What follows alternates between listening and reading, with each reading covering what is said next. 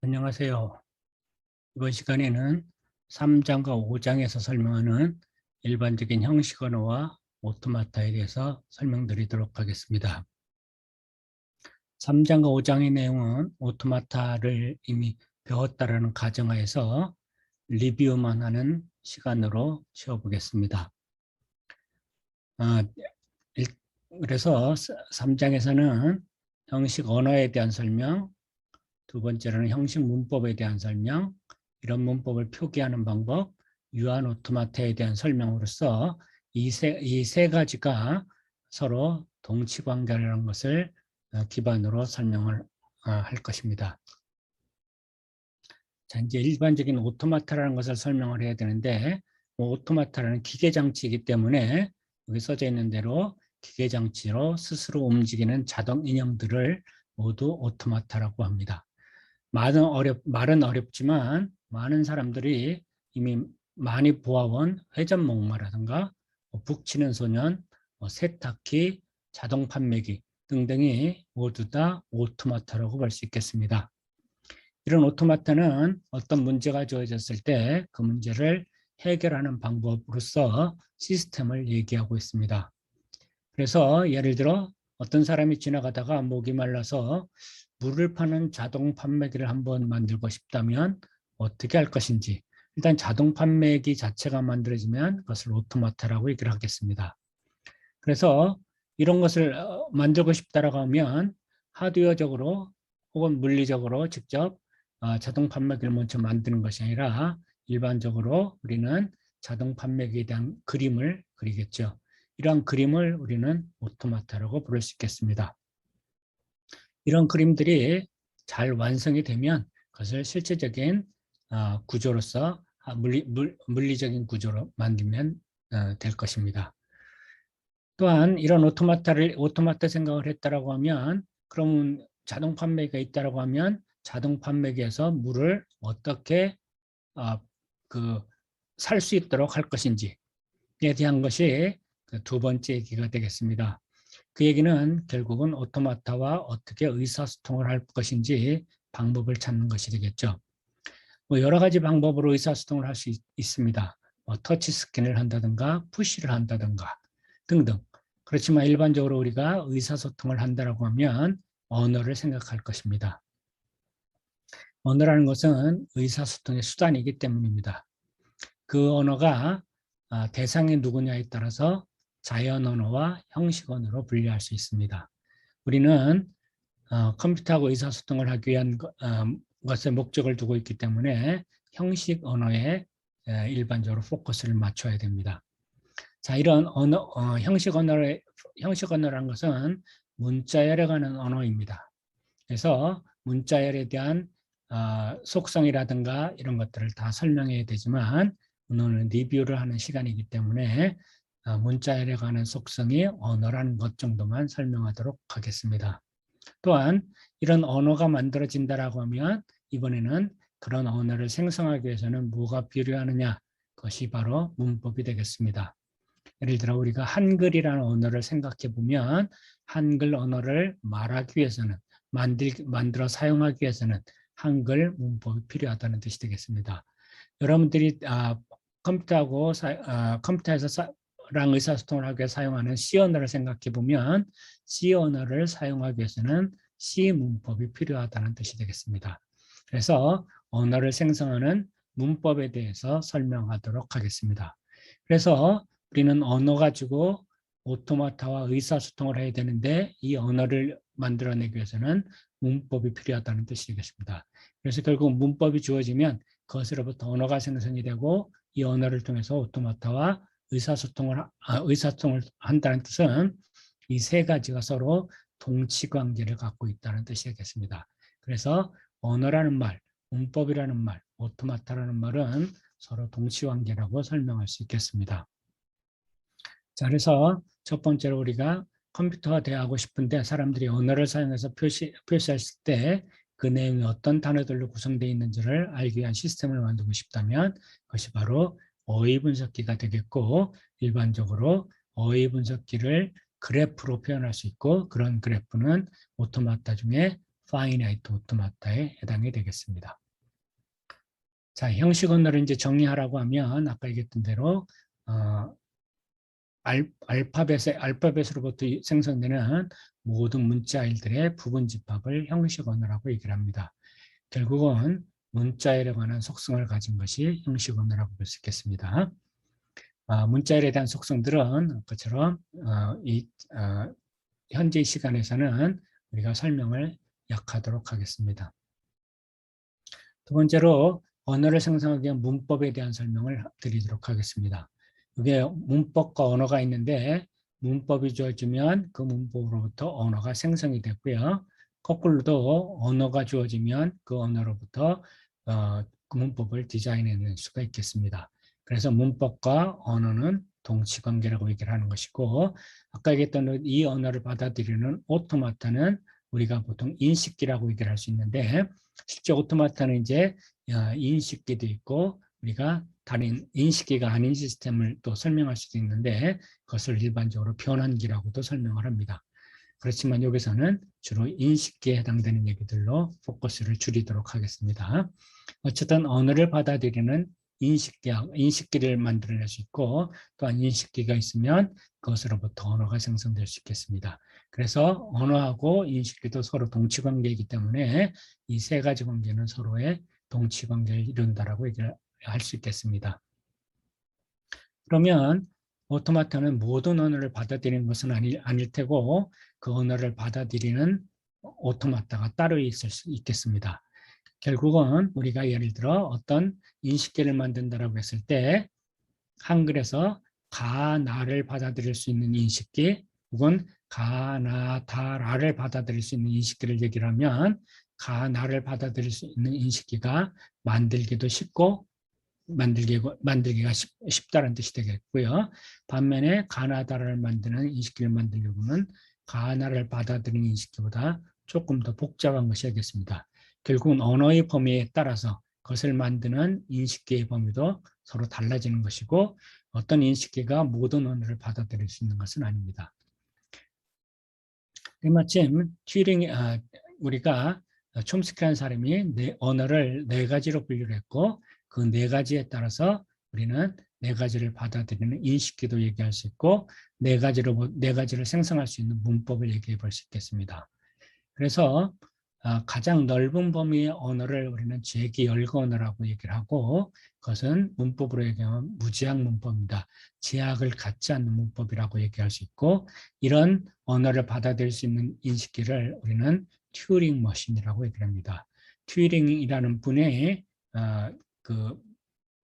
제안한 그런 머신으로서 지금 튜링 상이라는 것이 또한 컴퓨터 분야에서는 노벨상으로 지급되고 있습니다. 이런 튜링 머신은 현재는 개발된 것이 없죠. 우리 주위에 모든 문제를 풀 수 있는 그런 기계는 존재하지 않습니다. 그래서 이 튜링 머신을 만들지 못한 이유는 언어가 너무 넓기 때문에 그렇습니다. 이런 언어를 그래서 우리는 부분 집합으로 줄여볼 수 있고 줄인다는 뜻은 아까 얘기했던 대로 만들기가 받아들이는 인식기가 조금 더 쉽게 만들 수 있다는 뜻이 되겠습니다. 그것이 문맥 인식 언어라고 할 수 있겠고 문맥 인식 언어를 만들 수 있는 문법은 타입1 문맥 인식 문법이 되겠습니다. 이를 받아들이는 오토마타를 선형한계 오토마타라고 부릅니다. 이 또한 만들지 못해서 또한 문법을 줄이게 됩니다. 그것이 문맥 자유 언어고 그 문맥 자유 언어를 생성할 수 있는 문법을 문맥 자유 문법이라고 얘기를 합니다. 또한 문맥 자유 언어를 받아들이는 오토마타를 우리는 푸시다운 오토마타라고 얘기를 하며 이 푸시다운 오토마타의 작동 원리는 우리가 사용하고 있는 컴퓨터의 작동 원리와 똑같습니다. 우리 컴퓨터는 실제 전체의 모델링은 튜링 머신 중에 유니버설 튜링 머신을 모델로 삼았으며 안에 작동 원리는 푸시다운 오토마타의 작동 원리를 가지고 있습니다. 그래서 작동 원리로 본다라고 하면 푸시다운 오토마타가 우리가 사용하고 있는 컴퓨터라고 생각할 수 있겠습니다. 그래서 이제 타입 2 언어 같은 경우가 우리가 컴퓨터하고 의사소통할 수 있는 언어라고 볼 수 있겠고 그런 문법이 문맥 자유 문법이 되겠습니다. 또한 이것보다 작은 범위의 언어를 정규 언어라고 얘기를 하고 이 문법을 정규 문법이라고 얘기를 하며 이것을 받아들이는 오토마타를 유한 오토마타라고 부릅니다. 유한 오토마타는 일반적으로 그래프라고 볼 수 있겠습니다. 현실 세계에 존재하는 문제들 중에 90% 이상은 그림을 그리면 해결할 수 있다라고 얘기를 하고 이 의미는 결국은 유한 오토마타로서 현실 세계에 존재하는 90% 이상을 해결할 수 있다는 얘기가 되겠습니다. 자, 그러면 두 번째로 이제 문법에 대해서 설명하도록 하겠습니다. 문법은 우리가 일반적으로 포멀하게 포트필로 표현을 합니다. 그래서 그램마 G라는 것은 VN, VT, PS로 포트필로 표시를 하고 VN은 non-터미널 기호들의 유한집합, VT는 터미널 기호들의 유한집합, P는 생성규칙들의 집합, S는 스타트 심볼이라고 얘기를 합니다. 우리가 이제 문법을 표현할 때는 문법 심볼이 나타나는데 문법에 사용하는 심볼을 문법 심볼이라고 얘기를 하고 그런 문법 심볼에는 터미널 심볼과 non 터미널 심볼 이 두 가지밖에는 존재하지 않습니다.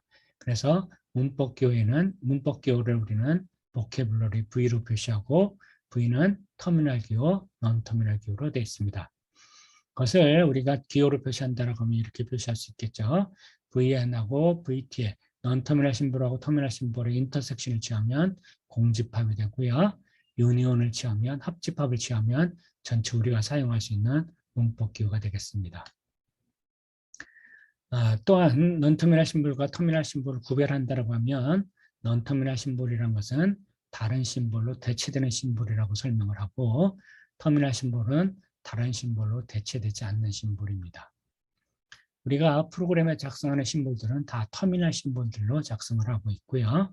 문법으로부터 터미널 심볼을 생성할 때 일반적으로 그 중간에 사용하는 심볼들이 대부분 non-터미널 심볼이 되겠습니다.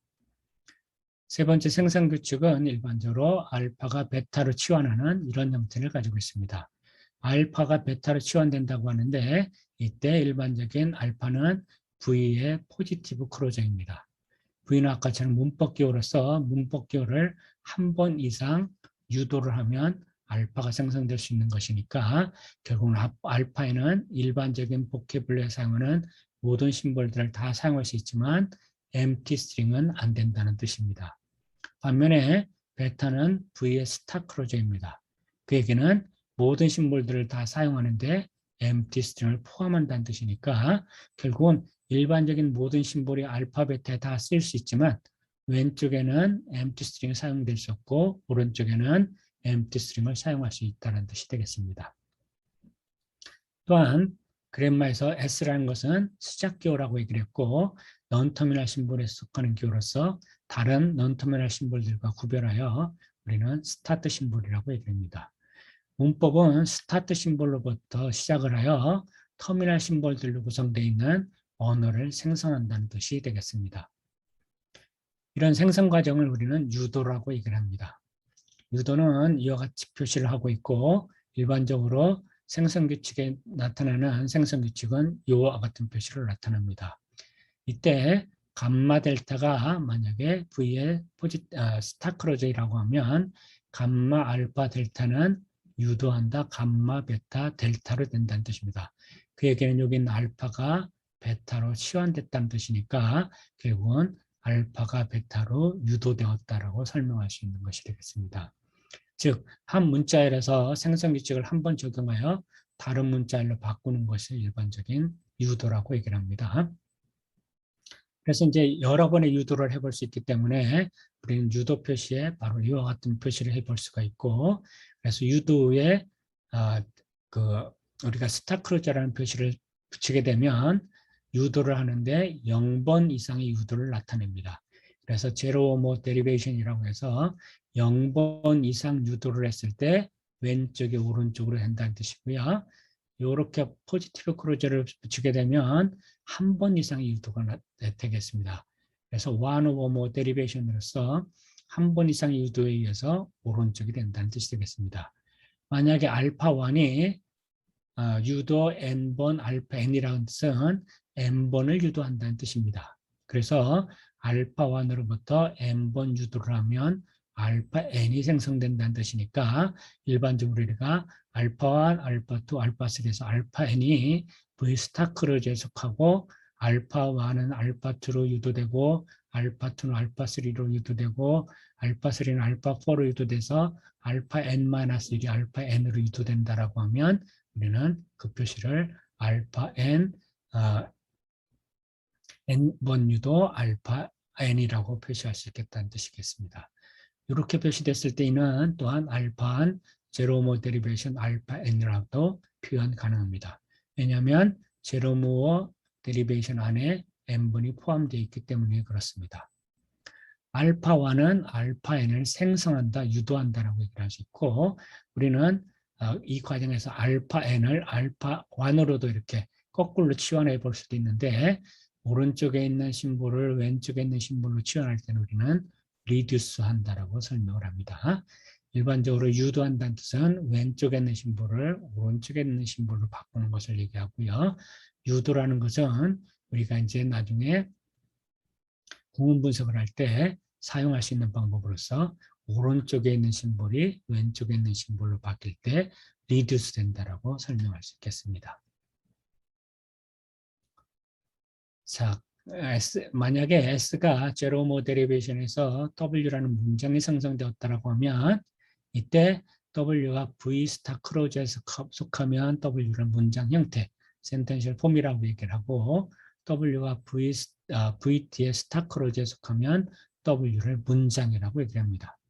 그래서 우리는 아까 그랜마로부터 스타트 심볼로부터 유도 과정을 거치는데 중간에 얼마나 많은 문장 형태들을 만들어내 볼 수 있겠고 그런 문장 형태를 계속 하다가 마지막 단계에 터미널 심볼들로 이루어진 그런 문장을 만들어낼 수 있겠습니다.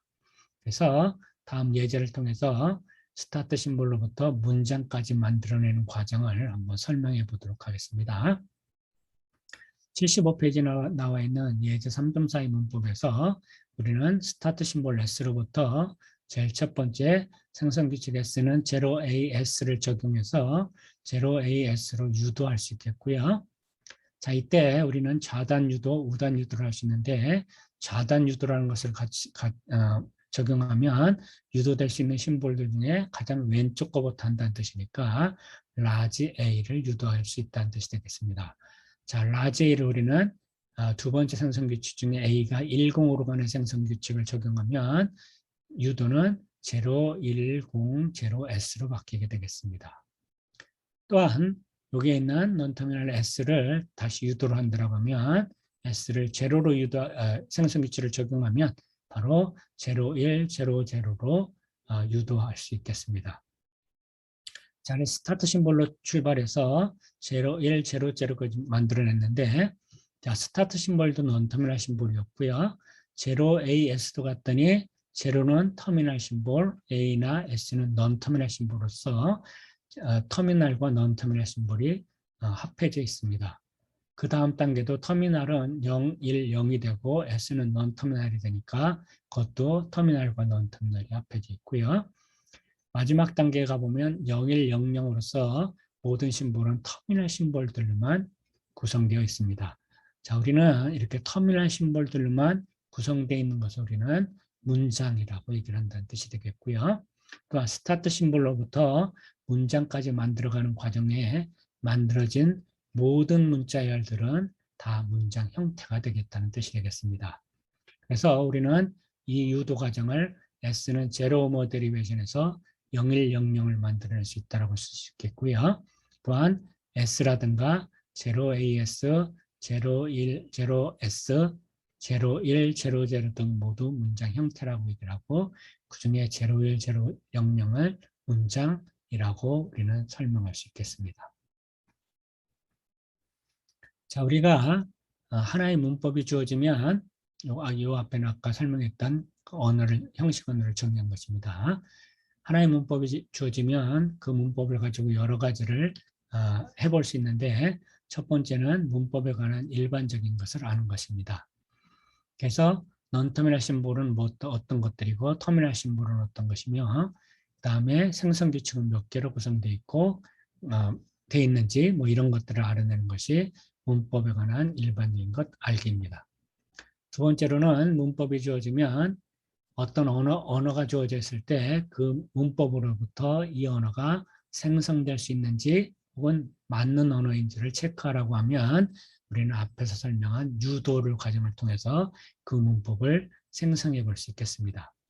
그래서 그 문법의 스타트 심볼로부터 유도 과정을 거쳐 주어진 언어가 만들어지면 우리는 그 언어는 주어진 문법에 맞는 언어라고 설명을 하겠다는 뜻이고요. 그래서 언어가 문법에 맞는지 틀린지를 체크할 수 있고 체크하는 과정은 유도를 통해서 하겠다는 뜻입니다. 세 번째는 그 문법으로부터 그러면 생성되는 전체 언어들은 무엇인지를 알아볼 수 있겠습니다. 만약에 그 언어가 유한 언어라고 하면 우리는 집합 원소 나열법에 의해서 집합으로 표시할 수 있을 테고요.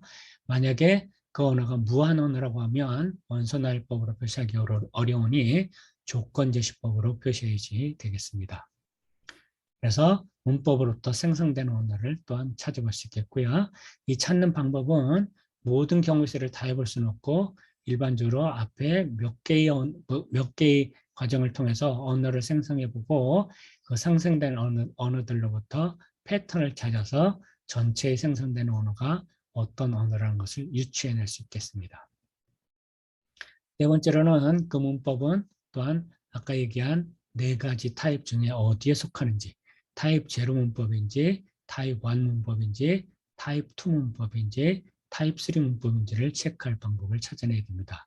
이것은 우리가 그 문법의 생성 규칙으로부터 그 문법이 어디에 속하는지를 찾아내 볼 수 있겠습니다. 방법도 타입 제로부터 맞는 문법까지를 해볼 수 있을 테고요. 거꾸로 타입 3부터 해서 맞지 않는 문법까지도 해볼 수 있겠습니다. 어떤 방법을 취하든지 상관이 없고 어떤 문법이 그 네 가지 문법 중에 어디에 속하는지도 체크해 볼 수 있겠습니다. 이런 것들이 하나의 문법이 주어지면 우리가 해볼 수 있는 내용이라고 볼 수 있겠습니다. 하나의 예가 이와 같이 주어졌을 때 조금 설명한 네 가지 얘기입니다. 첫 번째로 AABAA가 이 문법에 의한 문장인지 아닌지를 좌단 유도와 우단 유도를 통해서 설명하라고 얘기를 하면 첫 번째로 좌단 유도를 통해서 유도를 이와 같이 해볼 수 있겠습니다. 그래서 해봤더니 AABAA라는 문장이 생성되었죠. 그래서 바로 이 AABAA라는 문장은 주어진 문법에 맞는 문장이라고 얘기할 수 있겠고요. 지금은 좌단 유도에 의해서 했고 또한 이렇게 생성이 되면 스타트 심볼로부터 제로 모 데리베이션 했더니 AABAA라는 문장을 생성한다고 볼 수 있겠고요. 또한 우단 유도를 통해서 같은 방법으로 그 문장이 생성되는 것을 알 수 있겠습니다. 두 번째는 이 그래머로부터 생성되는 언어가 무엇인지를 찾아내는 방법입니다. 아까 얘기했던 대로 몇 가지의 생성된 언어들을 우리가 만들어 본 다음에 그것들로부터 유추를 해서 패턴들을 찾아서 유추해 보는 방법입니다. 지금 이 그래머로부터 언어들을 생성해 봤더니 ABA, AABAA, AAA, BAAA 등과 같이 계속 만들어집니다. 그럼 이것들의 공통된 패턴은 중간에 B가 하나 있고 양쪽에 AA가 나타나면서 한 번 할 때마다 하나씩 AA가 양쪽으로 증가하는 그런 문법이 되겠습니다. 이 문법을 조건제시법으로 표시한다고 하면 우리는 AN승, BAN승입니다. 여기 있는 A하고 여기 있는 A의 개수가 같아야 되기 때문에 이렇게 되고 가장 짧은 언어는 ABA가 되니까 N은 1보다 크거나 같으면 된다라고 표시하면 되겠습니다. 이와 같이 이 언어를 조건주식법으로 표시할 수 있겠고요. 세 번째는 아까 얘기한 이 문법이 어디에 속하는지를 얘기해 본다라고 하면 아까 여기에서는 타입 제로부터 한번 체크해 보겠습니다. 타입 제로에 맞느냐라고 물으면 타입 제로는 그래머로만 표시되어 있으면 다 타입 제로가 되겠습니다. 두 번째로 이제 이 타입 제로로부터 타입 1으로 지환을 하려고 하면 뭘로 지환을 하느냐? 양쪽 문자열의 길이로 지환을 합니다. 그래서 그걸 우리는 문자열의 길이를 카디널리티라고 하니 첫 번째 왼쪽에 있는 카디널리티는 1이 될 테고요. 오른쪽은 3입니다. 이 생성 규칙은 지금 두 개로 구성되어 있으니까 따로따로 해야 되고요. 왼쪽은 1이고 오른쪽은 3, 왼쪽은 1이고 오른쪽은 1이니까 우리가 다 적응을 해보면 왼쪽보다 오른쪽이 전부 다 작거나 같습니다. 자, 왼쪽이 오른쪽보다 모두 작거나 같으면 이것을 우리는 타입 1 문법이라고 얘기를 합니다. 그래서 이 문법은 타입 1도 만족을 합니다. 그래서 타입 제로도 당연히 만족하고 타입 1도 만족하면 이때 두 문법 중에 타입 1이라고 얘기를 하는 거죠. 또 타입 1보다 더 작은 범위를 만족하는지를 또 체크해야 되고 맞지 않을 때까지 해봐야 되는 것입니다. 자, 타입 1에서 타입 2로 가기 위해서는 그램마에서 뭘 체크하느냐? 이번에는 생성규칙의 왼쪽에 있는 심볼이 하나의 non-terminal 심볼로 구성되어 있는지를 체크하는 얘기입니다. 봤더니 여기도 non-terminal 심볼 하나인 S, 두 번째도 non-terminal 심볼 하나인 A로 구성되어 있습니다. 그래서 이 그램마는 타입 2도 만족하고 있습니다. 자, 마지막으로 이 그램마가 타입 3를 만족하는지를 알아보기 위해서는 타입 3는 두 가지 형태입니다. 하나는 right linear, 또 하나는 left linear라고 얘기를 합니다. right linear라는 것은 지금 여기에 주어진 것처럼 생성규칙이 이와 같은 것입니다. 그래서 터미널 심볼들이 여기 뷰티에 스타크로니까 하나도 없어도 되고요.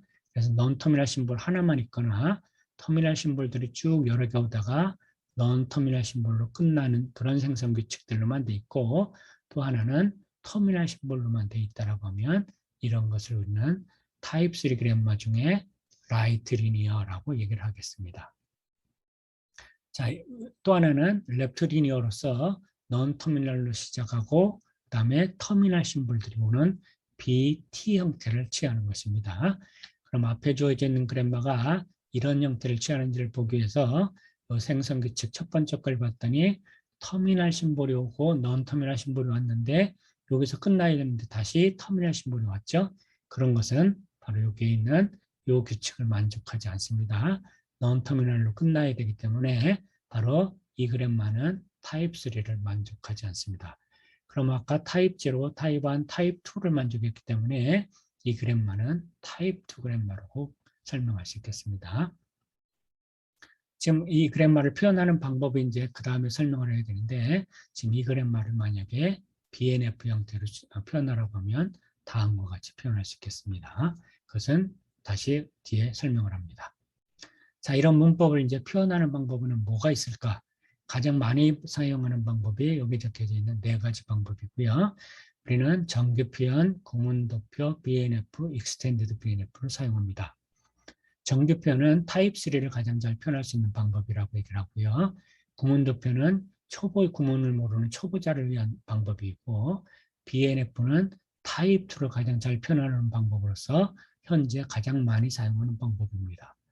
그런데 이 BNF 방법도 반복을 표현하기는 굉장히 어려운 문제가 있어서 반복을 잘 표현하기 위해서 확장된 BNF를 eBNF라고 얘기를 합니다.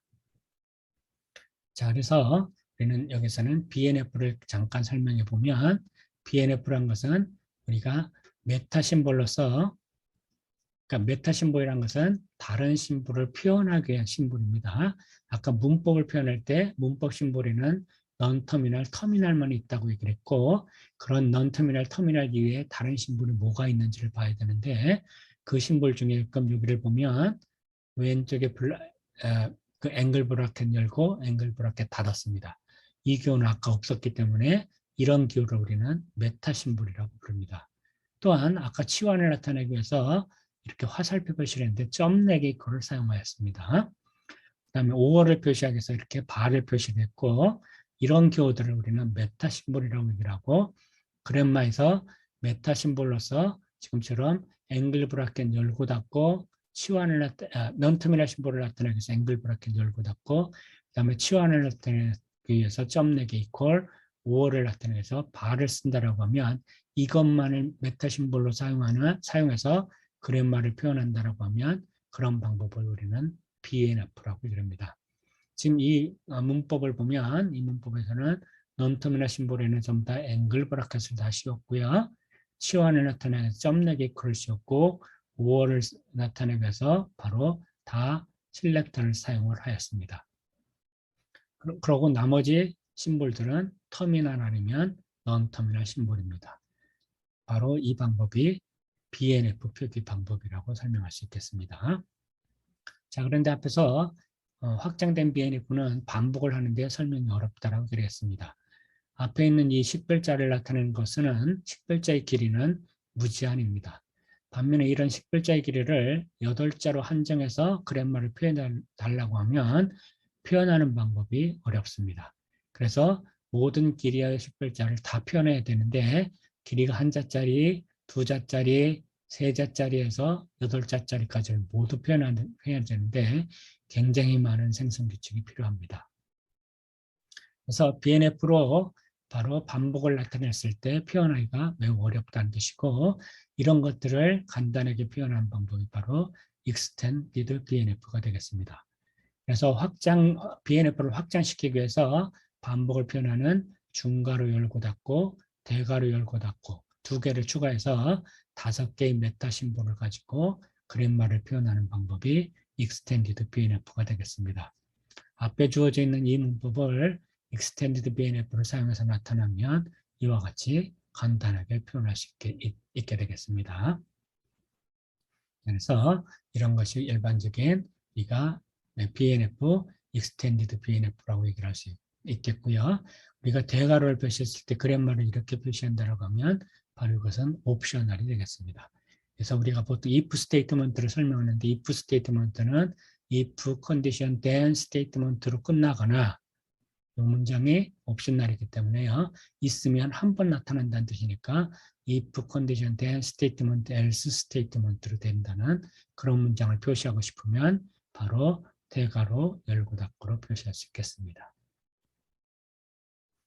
자, 이번에는 오토마타로 넘어가서 우리가 오토마타에는 finite 오토마타를 설명하도록 하겠습니다. finite 오토마타로 주로 설명하는 것은 우리가 어휘 분석기를 주로 사용할 때 이제 그 예제로 사용할 수가 있겠고요. 오토마타에는 finite 오토마타에는 non-deterministic finite 오토마타와 deterministic finite 오토마타가 존재합니다. 이 두 가지는 우리가 다 finite 오토마타이면 틀림이 없지만 non-deterministic finite 오토마타는 우리가 골까지 도달하는데 시간도 많이 걸리고 백트래킹이라는 것을 많이 하게 됩니다. 반면에 DFA라는 deterministic finite 오토마타는 백트래킹이 존재하지 않기 때문에 골까지 가는 길을 금방 찾아갈 수 있습니다.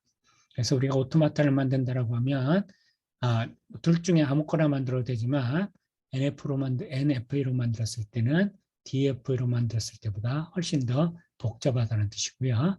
우리는 그것을 DFA로 만드는 것이 좋겠습니다. 그런데 사람이 일반적으로 파이나이트 오토마타를 만들고 봤더니 사람하고 친숙한 것은 NFA라는 것이었고요.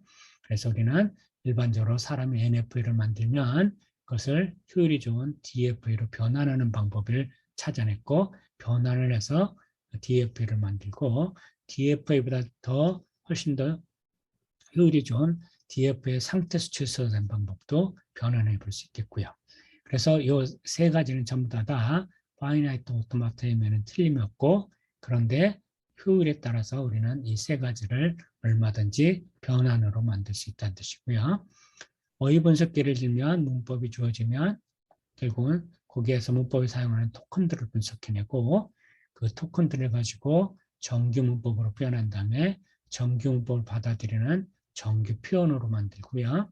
이런 정규 표현을 받아들이는 NF를 만들 수 있고 NF를 DF로 컨버전하고 상태수 최소화된 DF를 만들게 되면 우리가 이 문법을 받아들이는 파이나이트 오토마타가 만들어지는 것이 되겠습니다. 이 과정을 하기 위해서 우리는 NFA를 DFA로 변환하고 DFA를 상태수 최소화로 변환하도록 하겠습니다. 지금 이게 하나의 예가 주어져 있는데 상세한 방법은 설명할 수가 없겠고요. 이런 문법이 주어지면 그래서 우리는 정규 표현 방정식으로 변환을 합니다. 정규 표현 방정식에서 해를 구해야 되는데 해를 구하기 위해서는 정규 표현 방정식 중에 알파 이퀄 알파 x 이퀄 알파 x 플러스 베타 형태를 쳤습니다. 이놈의 해가 우리는 x 이퀄 알파 스타 크로즈 베타라는 것을 알아낼 수 있겠고요. 그래서 그놈부터 먼저 처리를 합니다.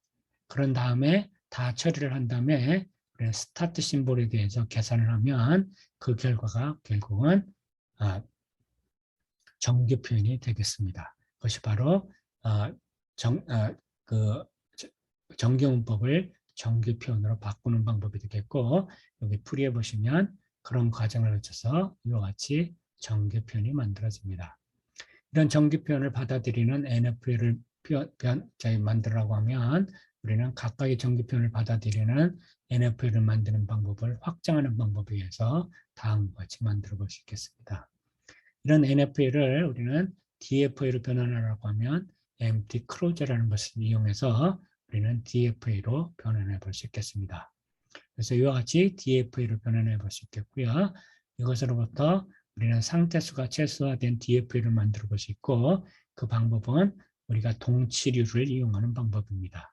그래서 이와 같은 동치류를 이용해서 해봤더니 상태수를 최소화할 수 있었고, 최소화된 DFA에서 앞에 주어진 BABAB라는 문장을 인식하는지를 한번 유도를 해본 과정이 바로 이와 같은 과정이 되겠습니다.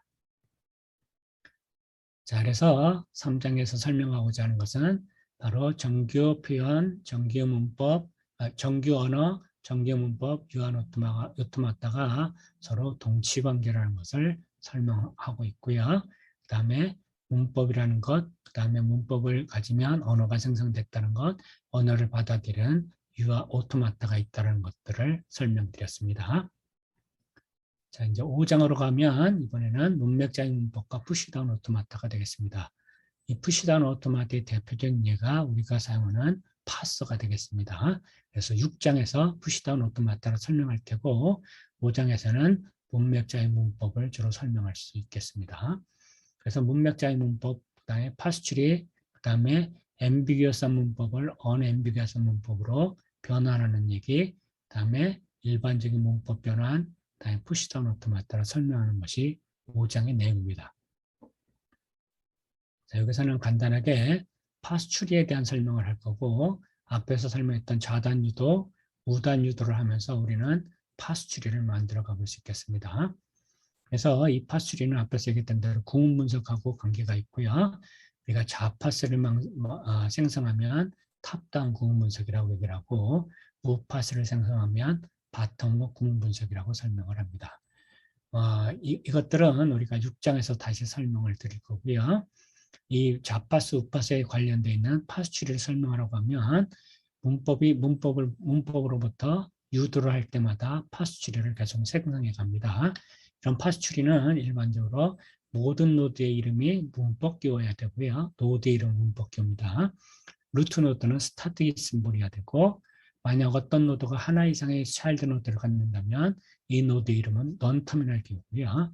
non-terminal 기호에는 차일드 노드가 붙는다는 뜻이고, 차일드 노드가 왼쪽으로부터 순서대로 x1, x2, xn의 n개의 자식을 가지면 우리는 생성 규칙이 a는 x1부터 xn으로 되어 있다는 뜻입니다.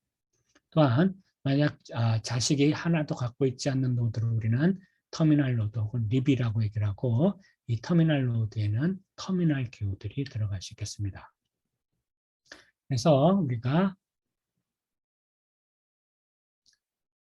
이렇게 만들어진 이 심볼에 여기 있는 터미널 기호를 봤더니 터미널 기호들이 모두 다 터미널 심볼들만 되어 있습니다.